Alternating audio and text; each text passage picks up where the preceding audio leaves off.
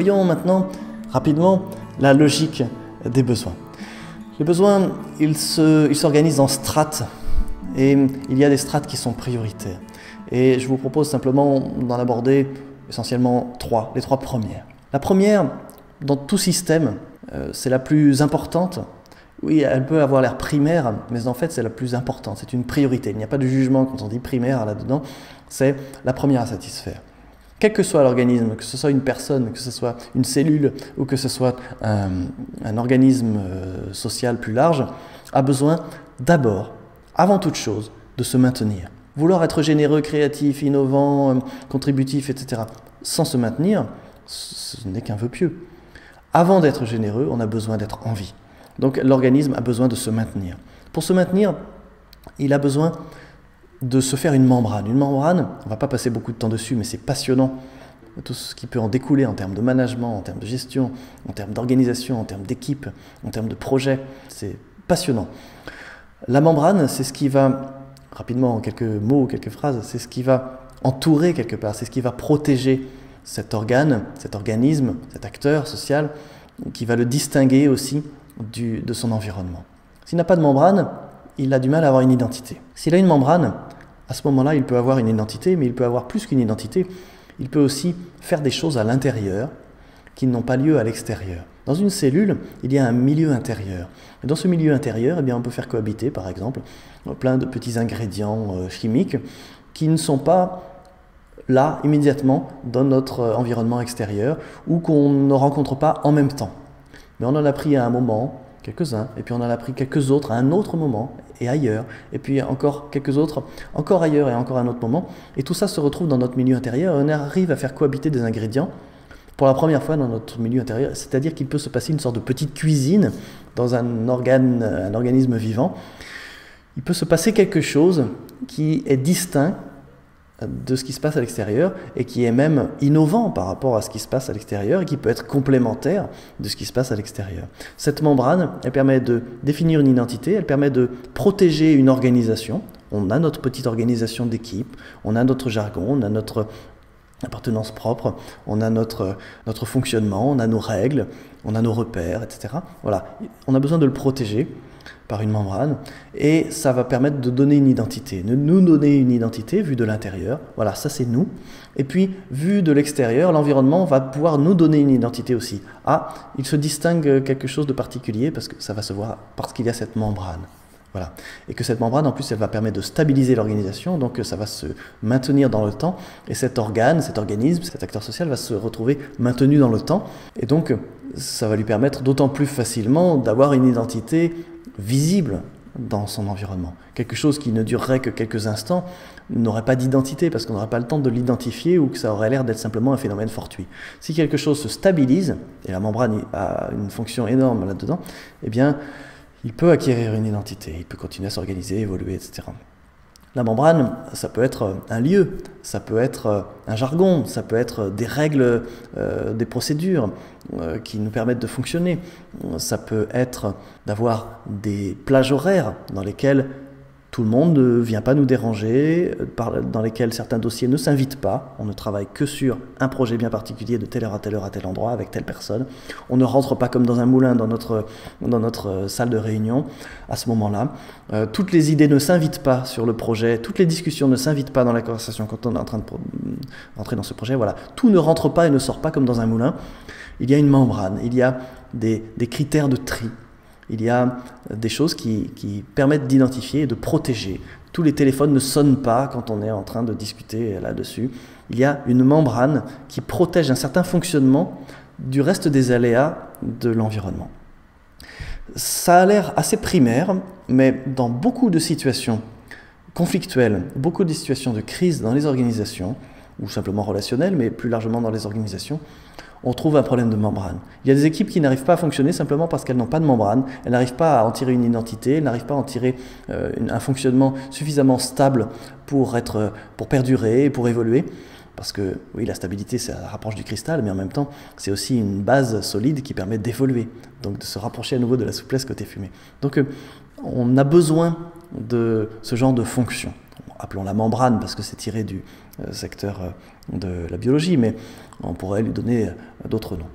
De cette membrane dépend l'identité. Il n'y a quasiment pas d'organisme, il y a très peu d'organismes vivants qui n'aient pas de membrane et qui aient une identité quand même. Les virus, semble-t-il, peut-être que des biologistes me reprendront, mais les virus ont le besoin impérieux d'aller se mettre dans la membrane des autres, d'aller les parasiter pour pouvoir vivre, parce qu'ils n'en ont pas eux-mêmes. Et puis, se maintenir, c'est aussi avoir un territoire. On voit beaucoup de projets de développement, par exemple d'ONG, dans des bidonvilles qui ont échoué parce qu'on visait des belles perspectives d'éducation, d'hygiène, d'entrepreneuriat, etc. Mais simplement, on n'avait pas pris en compte l'essentiel de base. Cette base étant que ces personnes, ces groupes, ces familles, ces communautés puissent s'installer, puissent être sur un territoire en sécurité. Voilà, en zone de guerre, après des événements climatiques de forte ampleur, on a des populations qui se retrouvent sans abri, sans territoire, sans finalement les bases qui leur permettent de se maintenir, qui permettraient même de maintenir leur membrane et leur identité, etc. Donc on a besoin de ça. Et souvent, dans les organisations, quand quelque chose ne marche pas, on peut se poser d'abord la question: est-ce que cet organisme a une membrane? Ou est-ce que ses partenaires en ont une? Est-ce qu'il a une identité? Est-ce qu'elle est bien construite ou pas? Et est-ce qu'il a un territoire ou pas? S'il n'en a pas, il va chercher à en revendiquer un ou en parasiter un. Et ça donne toutes sortes de situations. Le parasitisme n'est pas que le fait des organismes typiquement étudiés par la biologie. On le retrouve partout au niveau institutionnel, on le retrouve au niveau économique, et pas forcément chez ceux qu'on croit, ceux que dans les médias on traite de parasites économiques, ceux qui ne gagnent pas grand-chose, ceux qui n'ont pas d'emploi, etc., sont rarement les vrais parasites économiques qui sont complètement ailleurs, parfois même ceux qui font passer les idéologies. Voilà. Le parasitisme est une forme d'adaptation des organisations ou des organismes, mais comme ça se fait au détriment de partie de leur environnement, ce n'est pas forcément la relation la plus sympa, ni la plus durable, ni la plus constructive, et on préfère souvent passer à autre chose. Et bien pour passer à autre chose dans les organisations, on a intérêt à s'intéresser à cette question: est-ce que les besoins vraiment premiers, la première strate de besoins prioritaires des acteurs sociaux et des personnes qui m'entourent sont satisfaits en termes de membrane, d'identité, de territoire? Voilà. Donc le petit schéma que nous voyons à côté de cette branche, sur cette première branche, sur se maintenir, eh bien, elle montre cette membrane qui entoure cette chose, ce truc, cet organisme à l'intérieur, qui a son petit milieu intérieur, qui est d'une texture différente de son environnement, ici symbolisé en jaune, avec ses fonctions internes, symbolisées à travers des petits sous-systèmes, qui sont ces petites bulles, qui eux-mêmes remplissent des fonctions de transfert d'informations, de matière et autres entre elles pour fonctionner, et rentrent en direction de cette membrane et à travers cette membrane des flèches qui symbolisent des ressources ou des choses en tout cas qui impactent sur les besoins. Des ressources, mais parfois ce sont des non-ressources. Parfois notre organisme se nourrit de la reconnaissance des autres. Hop, une flèche avec de la reconnaissance. Parfois, il y a une flèche entrante qui est de la critique, une critique dans les médias de notre organisation, et ça va venir impacter aussi directement notre monde intérieur, notre soupe intérieure, et venir menacer certains de nos besoins, de reconnaissance, de sécurité, de légitimité, etc. Voilà, ce sont aussi des flèches entrantes. Mais en général, quand on cherche à comprendre quelles sont les flèches entrantes en systémique dans un système, souvent, c'est pour recenser quelles sont les ressources dont nous avons besoin. Une fois que cette première logique, cette première strate est remplie, est nourrie, ou suffisamment nourrie, l'organisme peut lever le nez du guidon et s'intéresser à un monde un peu plus large. Et en particulier, il le fait pour une raison toute simple, c'est que pour pouvoir se maintenir, eh bien, on a besoin d'aller chercher des ressources, on a besoin d'obtenir des ressources. Et les ressources, on ne peut pas les obtenir seul dans un environnement, ça n'existe pas. On a besoin d'aller les chercher dans notre environnement. Et donc on a besoin d'aller les chercher auprès de là où elles sont, c'est-à-dire auprès des autres, du reste de l'environnement, donc les autres acteurs. Et donc, ce n'est pas forcément le but d'avoir des relations avec ces autres acteurs, mais c'est une nécessité utilitaire d'avoir des relations avec l'environnement pour pouvoir nourrir la première logique qui est de nous maintenir. Et donc, cet environnement, pour pouvoir faire en sorte qu'il nous nourrisse, eh bien, nous avons besoin d'avoir des relations avec lui, d'avoir une place dans cet environnement, de négocier une place dans cet environnement. Et nous avons besoin d'avoir une valeur. Si l'environnement perçoit que je lui apporte de la valeur, que mon identité, mon rôle, mes actions sont valorisées, alors je deviens un interlocuteur intéressant. Et donc, il va me prêter une écoute et puis il aura intérêt à maintenir la relation avec moi. Et donc, dans cette relation, eh bien, il va me transmettre des ressources. Il va me transférer des ressources, il va me transférer ne serait-ce que de la reconnaissance. Mais ça peut être autre chose, ça peut être des ressources matérielles, ça peut être des ressources financières, ça peut être des éléments réglementaires qui vont m'aider, etc. Ça va me faire une place que d'autres dans mon organisme me trouvent de la valeur. Ils vont me faire une place. Ne vont me faire une place que ceux qui accordent de la valeur à ce que je suis ou ce que je fais. Donc les partenaires sociaux vont avoir besoin de montrer qu'ils ont de la valeur. Ça ne veut pas dire qu'ils vont le faire d'une manière élégante. Parfois, ils vont chercher à le faire en braillant ou en bloquant ou en montrant qu'ils ont la vérité ultime. Ça peut être très maladroit et contre-productif. Mais ils vont chercher à montrer qu'ils ont de la valeur. Derrière, il y a ce besoin de montrer qu'il y a de la valeur. Avoir un rôle, parce que dans un environnement, un organisme qui n'a pas de rôle, eh bien, ne suscite pas le besoin, l'envie, chez les autres acteurs de l'environnement, d'une quelconque réciprocité. Donc pour pouvoir trouver des ressources pour nous maintenir, pour pouvoir fonctionner simplement, faire notre soupe interne, nous maintenir, eh bien nous avons besoin d'avoir un rôle. Que ce rôle soit perçu par notre environnement comme tel, comme un rôle. Nous avons donc besoin de faire partie d'eux. Faire partie d'eux. C'est-à-dire, il y a une forme d'appartenance, ça ne veut pas dire appartenir au sens propriétaire du terme, mais faire partie d'eux, ça peut vouloir, mais heureusement pas tout le temps. Faire partie d'eux, c'est avoir une place, c'est faire partie d'un groupe, faire partie d'une institution, faire partie d'une famille d'acteurs sociaux, faire partie de quelque chose. Voilà. Être seul, isolé, ce n'est pas très rassurant. D'une part parce qu'il peut y avoir plein de dangers auxquels on ne sait pas faire face, mais en plus, il n'y a personne pour nous donner une valeur et nous donner un rôle, donc pour engager avec nous une relation constructive à travers laquelle nous allons pouvoir trouver les ressources pour nourrir nos besoins. C'est très mécanique. Donc faire partie d'eux, c'est une nécessité, même si ça ne nous fait pas très plaisir.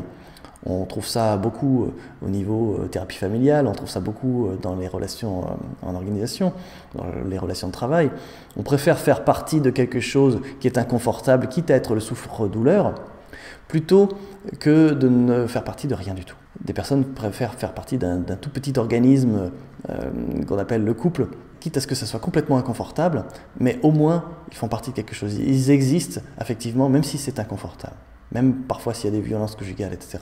Beaucoup préfèrent rester parce que sinon c'est la grande incertitude de ne plus exister pour personne, de ne plus avoir de place, de rôle, de ne plus pouvoir nourrir des besoins premiers, primaires. Ça ne veut pas dire que les personnes trouvent confortable leur situation. Ça veut dire que c'est faute de mieux, elles préfèrent ça que rien. Voilà. Et donc faire partie d'eux, c'est important. On voit les ados dans les cours de récréation qui se mettent par grappes et qui se donnent des codes pour pouvoir appartenir à tel groupe. Il faut être habillé comme ci, ou avoir tel téléphone mobile comme ça, etc. Dans des milieux, des réseaux professionnels, pour en faire partie d'eux, bien, on a besoin d'être habillé avec tel type de costume ou d'avoir tel type de grosse voiture. Ailleurs, dans d'autres secteurs, on a besoin au contraire d'avoir une tenue beaucoup plus décontractée et puis d'avoir un langage beaucoup plus coloré, et puis etc. Donc on a besoin de pouvoir jouer des codes pour faire partie d'eux. Et puis, on a besoin de réciprocité. Moi, je t'apporte quelque chose, mais évidemment, c'est utilitaire. C'est pour que toi, tu m'apportes quelque chose. Si je ne t'apporte rien, je comprends que tu ne m'apportes rien. C'est pour ça que je fais des efforts, quitte à prendre sur moi, pour pouvoir t'apporter quelque chose. Mais évidemment, j'attends un retour. Si je t'ai apporté quelque chose et qu'il n'y a pas de retour, je me sens un peu lésé. C'est un petit peu comme s'il y avait un contrat tacite qui n'était pas respecté de ta part. Voilà. Et à ce moment-là, je ne suis plus un partenaire, au contraire. Voilà. Donc, on a besoin de cette réciprocité. Il ne s'agit pas de solidarité, hein. Il s'agit vraiment d'une réciprocité. C'est un utilitaire. Ça permet à une tribu, quelque part, de se maintenir. Ça ne fait pas une organisation sociétale forcément très innovante, très créative, avec beaucoup de générosité dedans, etc. Mais ça fait quelque chose qui marche suffisamment pour pouvoir fonctionner en commun et pour pouvoir nourrir les besoins principaux des acteurs en présence. Donc, cette deuxième branche, cette deuxième strate dans la logique des besoins, elle vient pour satisfaire la première. Mais chemin faisant, eh bien, ça ouvre à tout un monde relationnel. Et ce monde relationnel ouvre de nombreuses possibilités, il ouvre l'horizon, il y a même des relations qui se passent bien, il y a même des relations constructives, et ça ouvre des perspectives, ça ouvre des idées, ces relations font émerger des nouveaux événements, des nouvelles possibilités, et ça met à jour des nouveaux besoins, ça crée des nouvelles perspectives, et ça focalise vers des intérêts plus larges. Et donc, une fois que cette place est raisonnablement assurée, à ce moment-là, ça va pouvoir ouvrir à une troisième strate, qui est celle qu'on va rassembler sous un seul mot, mais ça pourrait être beaucoup plus riche que ça, des compétences. Au début, cette troisième strate, elle n'est faite que pour maintenir la deuxième. Pour avoir une place, pour avoir une valeur, il faut que je montre que je suis compétent. Il faut que je montre que je suis capable de gérer les ressources qu'on me confie. Il faut que j'ai un rôle. Est-ce que je vais avoir un rôle de chef? Est-ce que je vais avoir un rôle de suiveur? Est-ce que je vais avoir un rôle de complément? Est-ce que je vais avoir un rôle d'apaiseur? Est-ce que je vais avoir un rôle de titilleur? Il va me falloir un rôle. Mais pour avoir ce rôle, j'ai besoin d'être outillé, j'ai besoin d'avoir des compétences techniques sur ma machine, des compétences techniques sur mon ordinateur, des compétences managériales pour avoir un rôle de leadership. Je vais avoir besoin de compétences. Donc ces compétences, au début, elles sont à nouveau des utilitaires pour la logique 2, comme la logique 2 était au début amorcée simplement pour être utilitaire de la logique 1. Et cette troisième logique, elle va donc pousser à développer des compétences et à asseoir tout ce qui va avec. Un statut. Un statut, c'est un petit peu un rôle, une valeur dans une institution, dans une organisation. Donc le statut, c'est plus que juste avoir l'air accepté par quelqu'un d'autre ou avoir l'air apprécié par une autre personne. Un statut, c'est carrément quelque chose de plus institutionnalisé dans un système social un peu plus large. Voilà. On peut courir quand on est étudiant pendant des années après quelque chose qui va nous apporter un statut. On peut courir dans une carrière pendant des années pour obtenir un statut. Voilà, tout cela, ça va nous permettre quoi en premier lieu? Ça va nous permettre d'ancrer l'importance, le rôle, la valeur que nous avons dans nos différents milieux relationnels. Voilà, c'est pas quelque chose comme ça, un jour on se réveille en disant « Ah tiens, si aujourd'hui j'allais courir après un statut ». Non, c'est d'abord un utilitaire pour répondre aux besoins de la logique 2. Et puis, ça devient une logique en soi, parce que pour cela, eh bien, on va développer des compétences. Ces compétences vont nous permettre de gérer des ressources, et la gestion en soi, ça focalise, ceux qui en font savent très bien que ça focalise beaucoup l'attention, et toutes ces compétences de gestion des ressources, pas forcément des ressources financières, humaines, cette gestion des situations, gestion de plein de choses, on a beaucoup de choses à gérer, ça devient en soi un thème, ce n'est plus seulement pour répondre à avoir une place, ça devient en soi un thème pleinement, voilà. Le statut, la contribution au niveau institutionnel, quelle est ma contribution au monde économique, au monde institutionnel, à la société, etc. Cette contribution, elle passe par ce statut qui me permet de prendre place pour contribuer, et elle passe par ces compétences qui me permettent de gérer ce que j'ai à gérer pour que cette contribution soit effective. La stratégie vient là-dedans. La stratégie, ça prend vraiment tout son sens à partir de cette troisième logique, quand on a vraiment des choses à gérer, donc dans des cadres de temps plus larges que simplement la relation dans laquelle je dois donner le change à mon interlocuteur individuel. Là, la gestion, ça ne se fait pas juste de proche en proche, c'est quelque chose qui doit respecter des contraintes dans un cadre de temps plus large, qui vise des choses qui ne sont pas atteintes tout de suite. Le temps, la dimension du temps à laquelle un acteur social, un organisme social ou une personne est capable de s'associer, dans laquelle il est capable de s'engager, va augmenter en fonction de la satisfaction de ses besoins. Quand il s'agit de se maintenir, la satisfaction doit arriver très vite parce qu'on est dans l'urgence. On gagne un peu plus de temps quand on commence à avoir des habiletés relationnelles. Le retour sur investissement de n'importe quel comportement peut prendre un peu plus de temps. S'il n'obtient pas de la reconnaissance tout de suite, je peux attendre un petit peu. Au niveau des compétences, parfois on investit pendant des années, quand on est étudiant pour obtenir un diplôme, quand on est responsable d'un service pour obtenir des résultats statistiques valables, etc. Parfois on obtient des choses dans un cadre de temps assez large. Et on a besoin d'avoir construit toutes les strates précédentes pour être capable de ça. Et c'est seulement grâce à ça qu'on peut vraiment faire valoir des compétences, parce que si mes compétences étaient remises en question juste par un petit rictus chez mon interlocuteur, ou par un petit problème d'énergie, parce que je ne digère pas très bien, ou quoi que ce soit, alors à ce moment-là, ce ne seraient pas des vraies compétences. On a vraiment besoin d'avoir une assise stable sur les logiques 1 et 2 pour pouvoir avoir des vraies compétences qui se déploient, pour pouvoir avoir un statut stable, sauf à s'y accrocher avec véhémence, comme le font certains dans les médias, mais un statut, pour qu'il soit stable, il va être basé sainement sur des compétences qui elles-mêmes auront besoin d'être stables, et cette stabilité permettra de gérer les choses d'une manière intelligente, et avec une stratégie qui sera vraiment une stratégie, au sens où elle pourra viser quelque chose qui est peut-être un peu éloigné, et de trouver le ou les cheminements les plus appropriés pour atteindre ça. Voilà. Et donc, autant sur la logique 2, le petit schéma montre qu'il se crée des relations de réciprocité qui permettent de nourrir tout le monde, de proximité. Donc ça, c'est le petit schéma avec les flèches, les bulles autour de du petit carré qui représente notre propre organisme, l'acteur social que nous sommes. Autant sur cette logique 3, le schéma attire notre attention un peu plus sur quels sont tous les autres acteurs sociaux autour. Quels sont leurs besoins. Ce que nous produisons en information, en services, en produits, ça va impacter sur quels autres acteurs sociaux? Ça va impacter comment, sur quels autres organes, sur quels autres systèmes autour de nous? Cette information que nous donnons là, tout de suite, que nous formulons ou que nous écrivons ou que nous publions, elle va avoir quel impact sur qui? Voilà. Là, il y a de la stratégie, parce qu'on peut commencer à anticiper à partir du moment où on recense quels sont les autres acteurs sociaux, quels sont les autres systèmes qui sont autour de nous, qui font partie de notre environnement, comment eux-mêmes ont des besoins, comment ils peuvent les satisfaire à travers ce que nous produisons. Plus nous produisons directement des choses qui vont nourrir leurs besoins, et plus nous allons être intéressants pour eux. Donc en termes de stratégie, ça va être intéressant. Et aussi, quels pourraient avoir les impacts non voulus de ce que nous produisons, de ce que nous disons. Ce que nous allons publier, ce que nous allons dire, ce que nous allons fabriquer va avoir un impact sur les autres acteurs qui nous entourent dans notre environnement et les faire réagir en bien ou au contraire, ils vont peut-être se sentir menacés dans leurs besoins et donc avoir des réactions qui ne vont pas forcément dans notre sens. Donc on a besoin de pouvoir faire cela pour pouvoir gérer durablement et avoir une stratégie, avoir cette vision globale, ces autres acteurs, quelles sont leurs propres entrées qu'ils ont besoin de nourrir, quelles sont leurs propres sorties, qu'est-ce qu'ils produisent comme information, comme choses qui pourraient être des ressources pour d'autres systèmes, mais évidemment avant tout pour nous-mêmes.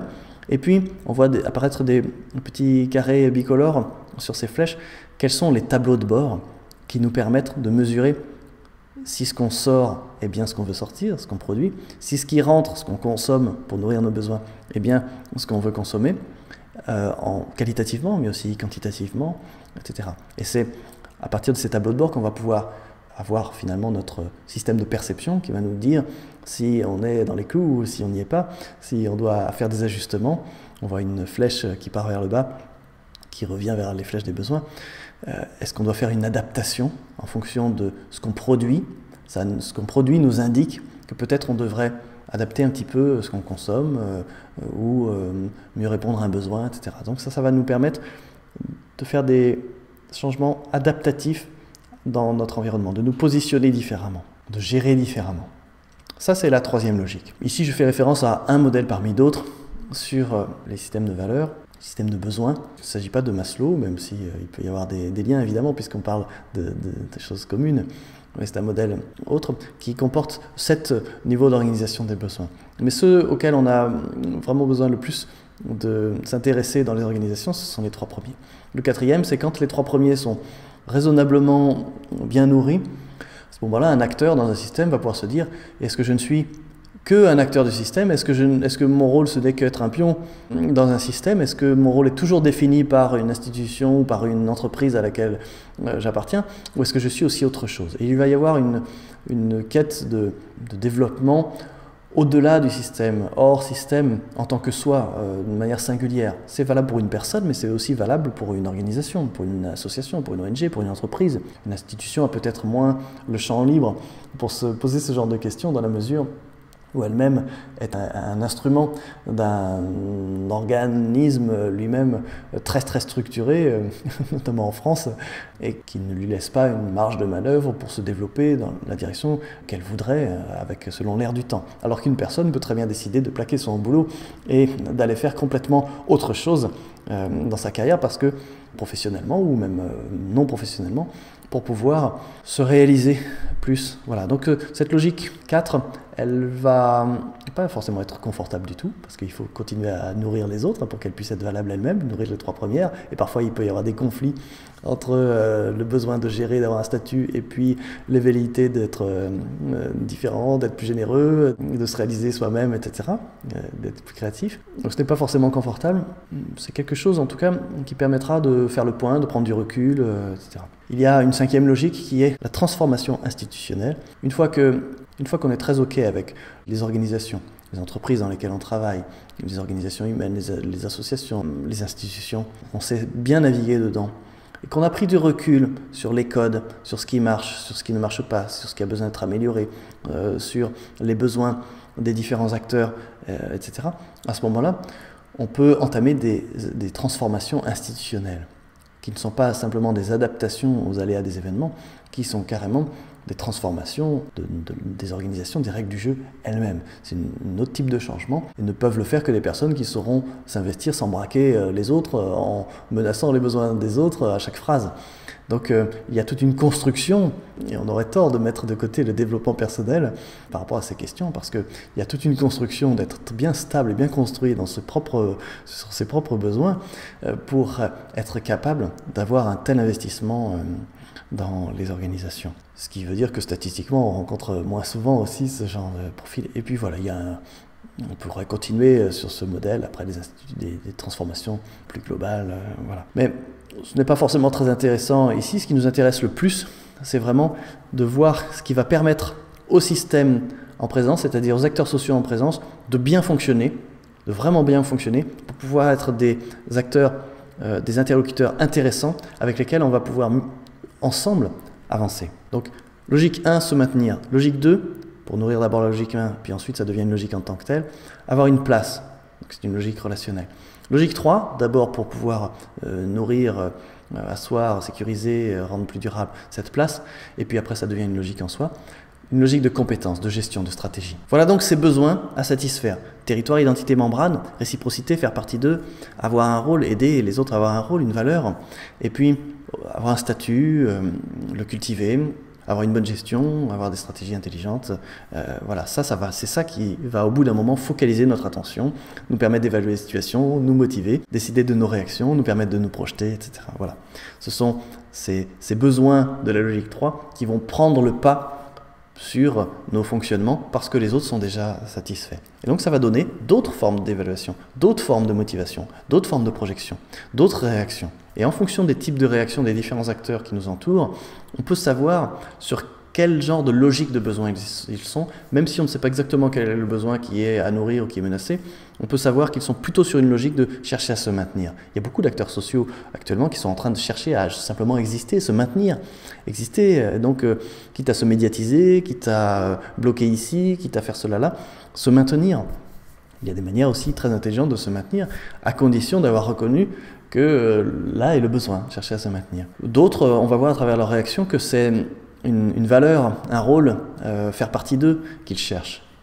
D'autres acteurs sociaux, ça va être plus asseoir un statut, ça va être plus de l'ordre d'une bonne gestion, etc. Et le dialogue entre ces différents acteurs ne sera pas forcément facile parce que celui qui parle d'une bonne gestion mais qui ne fait pas qu'en parler, qui est vraiment investi dans ses actes dedans et qui est très cool avec le reste, très à l'aise, posé sur le reste, aura un langage plutôt gestionnaire, alors que celui qui est fébrilement en train de s'accrocher à de la reconnaissance pour avoir l'impression d'avoir un rôle, une valeur et de faire partie de quelque chose, d'une table de négociation, des gens qui comptent, il ne va pas du tout être sensible à ces mêmes valeurs de la logique 3 parce que lui-même n'en est pas encore là, il en est encore à chercher à nourrir les besoins de la logique 2. Et donc le discours ne passera pas, il y aura une sorte d'incompréhension. Et là, il y a beaucoup de difficultés qui émergent. Et de la même manière qu'on peut vouloir avancer de manière très gestionnaire, stratégique, en estimant que nos partenaires sociaux veulent avancer de la même manière, sur une logique 3, alors qu'un des partenaires sociaux cherche juste à se maintenir, à continuer à exister. Et donc ces réactions seront des réactions dans cette logique 1, et on ne sera pas du tout sensible à vraiment s'investir concrètement dans les actes, oui, parler c'est toujours facile, mais dans les actes, pour investir vraiment ses compétences pour une vraie stratégie concrète qui va faire avancer tout le monde. Voilà, quelque chose de plus collectif. Et il y a là aussi un leadership à avoir pour être capable de comprendre, cerner suffisamment en amont les différents besoins, pour pouvoir créer les conditions, le contexte qui va sécuriser les personnes par rapport à ces besoins, pas forcément y répondre à leur place, ce n'est pas notre but de les prendre par la main tout le temps, même de temps en temps, mais faire en sorte qu'ils vont se sécuriser par rapport à ça, et ce sera les conditions pour qu'ils puissent nous rejoindre sur les questions de stratégie, de gestion, qui sont celles sur lesquelles on veut avancer. Donc on aura besoin aussi d'avoir un langage qui leur fait comprendre qu'on prend en compte leurs besoins, qu'il y a une écoute réelle sur leurs besoins. Donc pas forcément un langage très gestionnaire. Même si on veut avoir une pensée stratégique, il y aura des éléments d'attitude, des éléments comportementaux, des éléments émotionnels, des éléments relationnels très subtils, et aussi des éléments de langage, le plus sincère possible évidemment, qui seront en direction de ces besoins, des logiques 1 et 2, parfois pas la logique 1, juste la logique 2, parfois même pas la logique 2 que de la logique 1, mais de ces besoins préalables auxquels il est nécessaire d'avoir répondu pour pouvoir ensuite avoir des acteurs qui vont s'intéresser à ce sur quoi on veut vraiment s'intéresser. Et ce sera un leadership qui demandera une certaine souplesse, parce que parfois on peut ressentir une forme d'agacement, on veut vraiment avancer sur quelque chose, une question de stratégie, une question de gestion sérieuse, et puis on a des gens qui s'agitent pour montrer qu'ils existent, qu'ils sont là. Si seulement ils pouvaient se poser un petit peu, puis arrêter de s'agiter comme des enfants, et revenir aux choses sérieuses. Et non, ça ne marche pas. On a d'abord besoin de trouver un moyen de faire en sorte qu'ils sécurisent au moins leurs besoins. Ça ne les empêchera pas peut-être de faire du développement personnel après, par ailleurs, pour pouvoir non seulement avoir sécurisé ses besoins autour de la table de négociation, mais aussi plus largement, plus durablement. Et ça, on ne fait pas d'économie, on ne fait pas l'économie du développement personnel. Si on veut améliorer nos organisations, on ne peut pas faire l'économie du développement personnel. Beaucoup d'organisations ont cherché à mettre un couvercle là-dessus, y compris l'institution qui en France gère le marché de l'emploi, mais ça ne marche pas. On ne peut pas exiger que les organisations fonctionnent bien si les acteurs qui sont dedans ne fonctionnent pas bien et n'évoluent pas. S'ils ne peuvent pas grandir, eh bien, on peut en tirer tout au plus des êtres capables de faire quelques opérations primaires sur des machines, mais le taylorisme, c'est fini, en tout cas dans nos contrées. De toute façon, ça ne marche pas durablement. Et donc, pour pouvoir avoir des organisations intelligentes, eh bien, on a besoin d'avoir des acteurs qui seront en capacité de produire cette intelligence, de contribuer à cette intelligence qui doit être collective en plus, et non pas seulement individualiste. Et pour cela, eh bien, ils ont besoin de se développer d'une manière ou d'une autre, pas forcément à travers des stages de développement personnel, mais ils ont besoin de se développer quand même. Donc avec des méthodologies, avec une prise en considération dans les formations, par exemple, de cette dimension de développement émotionnel, de développement relationnel, qui sont les deux principaux axes de développement des personnes. Et puis évidemment, il y a le développement intellectuel, qui est plus que ce qu'on en fait en général dans les universités, parce qu'il travaille aussi sur l'épistémologie, sur les façons dont on pense ce qu'on pense, et les angles d'approche qu'on a, et la façon dont on s'approprie la complexité, etc. Ça fait partie de cette évolution intellectuelle aussi. Voilà. Donc ces trois piliers, émotionnel, relationnel et intellectuel, permettent de construire quelque chose, et ce quelque chose va nourrir des besoins, et ces besoins vont permettre de faire en sorte qu'on ait des interlocuteurs autour d'une table de négociation qui seront des vrais interlocuteurs, et qu'on pourra avancer ensemble sur des questions importantes qui sont à la hauteur de nos missions. Donc logique 3 ou plus, logique 3. Et donc cette logique 3 axée sur les compétences, eh bien, elle a besoin de s'intéresser au fait que les acteurs ne sont pas forcément encore en mesure de s'adonner à cette logique 3. Et donc, on va avoir besoin d'être aidant. Et pour pouvoir être aidant, ça ne veut pas dire prendre tout en charge, mais être aidant, ça va vouloir dire être souple soi-même. Et être souple soi-même, eh bien, c'est à nouveau pouvoir compter sur des habiletés relationnelles et émotionnelles, évidemment dans les formes de représentation et de méthodologie de représentation intellectuelle qu'on utilise, en particulier sur la complexité, qui sont importantes. Voilà. On ne peut pas avoir des responsables de grosses organisations durablement si ces personnes ne s'intéressent pas à d'autres dimensions qui leur permettent de se développer, des dimensions de culture, des dimensions d'équilibre entre leur vie personnelle et leur vie professionnelle, des dimensions de développement émotionnel qui ont des outils de langage, etc. Voilà. C'est ça qui va tirer vers le haut leur capacité à tirer les autres vers le haut au moment de négocier par exemple. Quel que soit le rôle que nous ayons, nous n'avons pas besoin d'avoir un rôle hiérarchique pour pouvoir faire avancer les choses vers le haut. Ce développement des habiletés relationnelles, émotionnelles et des angles d'approche des situations peuvent être mis à profit par tout le monde, quelle que soit leur position, quel que soit leur rôle autour d'une table de négociation. Voilà donc cette logique des besoins en un temps assez bref, parce qu'on pourrait passer une bonne semaine rien qu'à travailler dessus de manière très opérationnelle.